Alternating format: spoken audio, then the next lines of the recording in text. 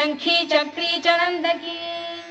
श्रीमान्नारायणो विष्णुर्वासुदेवोऽभिरक्षतु वनमाली गरीशांगी शंखी चक्री च नंदकी श्रीमान्नारायणो विष्णुर्वासुदेवोऽभिरक्षतु इतीदं कीर्तनीयस्य केशवस्य महात्मनः नाम्नां सहस्रं दिव्यानामशेषेण प्रकीर्तितम् य इदं शृणुयात् नित्यं यश्चापि परिकीर्तयेत् नाशुभं प्राप्नुयात् किञ्चित् सोमुत्प्रेह च मानवः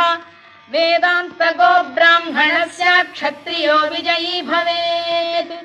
वैश्यो धनसमृद्धः स्यात् शूद्रः सुखमवाप्नुयात् धर्मार्थी प्राप्नुयात् धर्ममर्थार्थी चार्थमाप्नुयात् कामानवाप्नुयात् कामी प्रजार्थी चाप्नुयात् प्रजाम् भक्तिमान्